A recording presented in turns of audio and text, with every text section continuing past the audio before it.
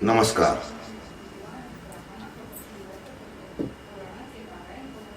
आत्म उपनिषद का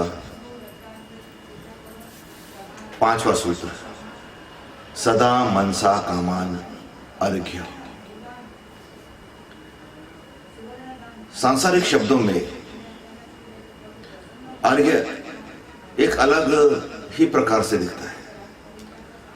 एक्चुअली ये घर में नहीं किया जा सकता अर्घ्य, और हम लोग आजकल घरों की छतों पे भी अर्घ्य करते हैं, सूर्य को अर्घ्य देते हैं।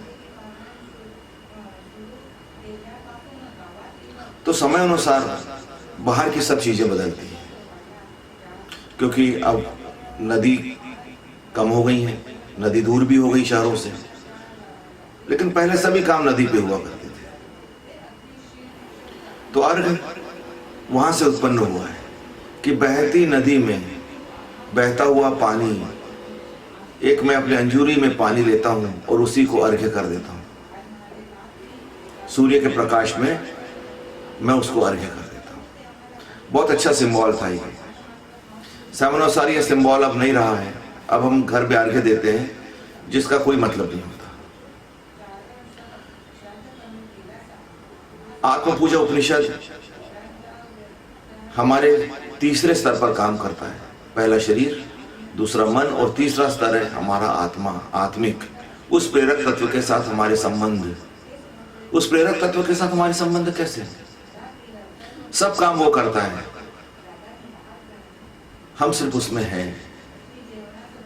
हम सिर्फ उसमें, पता भी नहीं लगता कब हम जीवित हो गए हैं, पता भी नहीं लगेगा हम लोगों को। दूसरे लोग देखेंगे हमारा जाना भी, और इसके बीच में जीवन एक अबाधित गति से चलता रहता है। जैसे नदी बहती रहती है हमारे पांव से छूटी हुई, वो पानी फिर नहीं आता दोबारा, वो आगे निकल जाता है। ऐसे विचार हैं जो लगातार बहते। नदी का इसलिए सिंबल लिया, अर्घ्य का सिंबल लिया है कि हम लोग सोचते हैं कि हम लोग बहुत विचार करते हैं। कितना विचार करते हैं? आइंस्टीन जैसे व्यक्ति जिन्होंने दुनिया में सबसे ज्यादा प्रयोग किए हैं, जिन्होंने साइंटिफिक रूप से, वैज्ञानिक रूप से, प्रयोगात्मक रूप से दुनिया को प्रयोगों से भर दिया है, वो आदमी तक अंत में कहता है कि मेरा ज्ञान कितना था कि मैं समुद्र के किनारे हूं और अपने एक मुट्ठी में मैंने रेत पकड़ी है, और वो रेत मेरे हाथों से भी फिसल रही है। उस रेत जितना ज्ञान भी तो मेरे को अभी नहीं मिला, और ज्ञान है समुद्र जैसा, समुद्र के किनारे फैली रेती जैसा। तो हम और आप लोग तो कुछ भी नहीं करते दुनिया के लिए। तो इस सिंबल को देखिए, ये सिंबल कितना जबरदस्त सिंबल है कि बहती हुई नदी, विचारों की नदी, हम विचारों की नदी में ही बहते हैं और डूबते हैं और नहाते हैं। आप देखिए, एक आदमी विचारों के सिवाय क्या है? विचार निकाल दिए जाए हमारे से, हमारे और पशु में कोई अंतर नहीं बचता। तो हम जो अर्घ्य करते हैं अपने विचारों में से ही कुछ, और अपने भी नहीं, जो हमारे पास विचार आए उसमें से कुछ। इसलिए आवाहन में, पाद्यम में, उन्मनी धाराओं में इस विचारों की शुद्धता पे महत्व दिया है, क्योंकि अंत में बहता हुआ पानी हमेशा शुद्ध होता है, ये हम जानते हैं। बहता पानी हमेशा शुद्ध होता है, रुका हुआ पानी हमेशा गंदा हो जाता है, सड़ जाता है। आप देखना, घर में, नदी में इतना पानी रहता है कभी सड़ता नहीं है, समुद्र में इतना पानी बना रहता है कभी सड़ता नहीं, लेकिन घर में दूसरे तीसरे दिन उस पानी में से एक बदबू आना शुरू हो जाती है। वो उतना पवित्र नहीं रहता, पेट बिगाड़ देता है। तो विचार जो है हमारे, हमने उन्मनी धाराओं में देखा था कि हमारे विचार ऊपर जाते हैं, शुद्धता प्राप्त करते हैं। उस शुद्ध विचारों में से अर्पण भाव निकलता है। ये दान नहीं है, ये किमिया है कि मैं अपने आप को पवित्र कर रहा हूं अर्पण करके। यानी अब मैं गर्व नहीं करूंगा, जो भी मैं ले रहा हूं इस दुनिया से, ये दुनिया का ही है, मैं सिर्फ उसको थोड़ा सा मॉडिफाइड कर रहा हूं। और मॉडिफाइड भी इस हिसाब से कि उस पानी को मैंने हाथ से उठाया थोड़ी देर के लिए और फिर मैंने पानी में डाल दिया। इतना ही तो मेरा जीवन है। तो लेकिन इतने से जीवन में मैं कुछ दे सकूं, तो हम क्या दे सकते हैं? वो कहते हैं अर्घ्य। सदा मनसा कामान अर्घ्य। सूत्र देखें, सदा मनसा कामान। सदा मन सा कामान, मन में जो इच्छाएं, जो विचार, जो कल्पनाएं,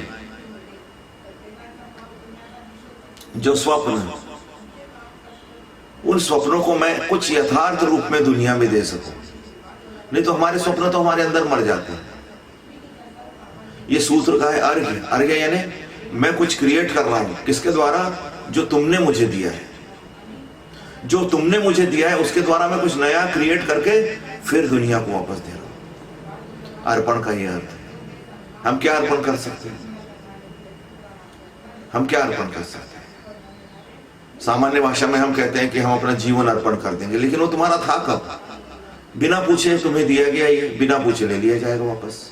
ये तो तुम्हारा कभी था ही नहीं, किसी का होता ही नहीं। फिर तुम कहते हो मेरी संपत्ति, वो तुम्हारी थी नहीं। वैसे भी अगर तुम संपत्ति को नहीं छोड़ोगे वो तुम्हें छोड़ देगी। एक समय आना है कि तुम्हारा सबसे साथ छूटना है, तुम्हारी संपत्ति से, तुम्हारे पद से, तुम्हारे बीवी से, तुम्हारे बच्चों से, सबसे तुम्हारा साथ छूटना है। ये तुम्हारे कब से होने लगे? तो तुम क्या दे सकते हो? हम वही दे सकते हैं जो हम क्रिएट करते हैं, जिससे हमारी कोई दूरी बनती है, जिससे हमारी कोई दूरी बन जाती है पहले चीज के लिए, तभी तो हम हाथ उठा के आपको दे सकते हैं। दूसरी चीज वो हमारी होनी चाहिए। मैं दूसरे की चीज आपको क्यों दूं? तो इसमें हम जब क्रिएट करते हैं इस दुनिया में से कोई चीज, तो आप देखना उसको हम कुछ नाम दे देते हैं।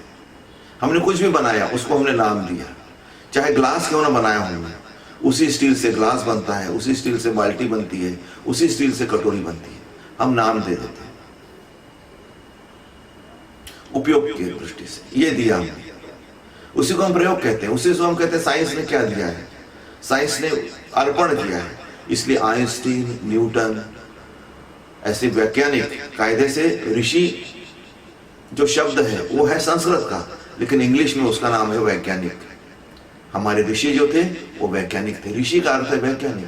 नहीं तो हम साधु बोल देते उसे। नहीं, ऋषि यानी जिसने अपने से कुछ निकाला है, जो अर्घ्य कर सकता है, जो अर्घ्य करने के लिए तत्पर है, और सदा मनसा कामा यानी बहते हुए विचारों से कुछ उत्पन्न करना बहुत कठिन काम। इसलिए हम कहते हैं कि कोई भी विचार, एक आइडिया सारी दुनिया को बदल देता है। यह आइडिया लेकिन लिखित में होना चाहिए, यह आइडिया पकड़ में आना चाहिए। इस आइडिया पे हम पहले सोचते हैं, फिर इसको अनुभव करते हैं, और फिर इस पर काम करते हैं और दुनिया को देते हैं।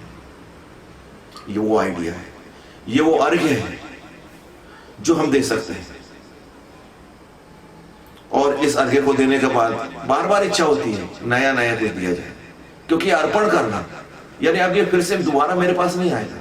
अब देखिए, कोई एक चीज आप क्रिएट कर देते हैं वो आपकी हो जाती है, आप सीख लेते हैं वो आपकी चीज हो जाती है। आपको लगता है कुछ दूसरी नई चीजें सीखी जाए। बोरनेस क्या है? बोर्डम क्या है? हम मानते हैं निगेटिव चीज है, जबकि देखा जाए तो पॉजिटिव चीज है। ये बोलते हैं ये आप वो काम कर चुके हैं, अब छोड़िए, अब दूसरा नया काम कीजिए, नया अर्घ्य तैयार कीजिए। इसलिए अर्घ्य हम तैयार करते हैं। साधारण पूजा की भाषा में अर्घ्य एक तैयार करने वाली चीज है। तो क्या तैयार करते हैं अपने अर्घ्य से?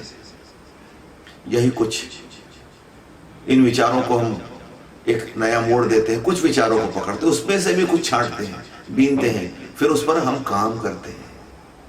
यह है अर्घ्य। सदा मनसा काम, सदा इस बात में लोगों की भलाई के लिए, सर्वमंगलम, सर्वमंगलम, सबकी मंगल कामना करते हुए।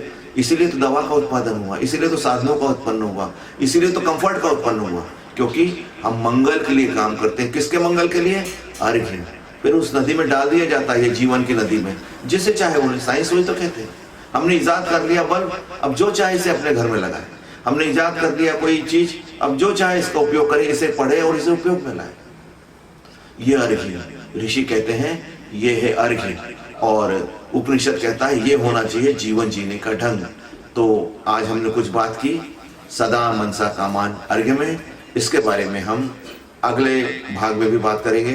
तब तक के लिए नमस्कार।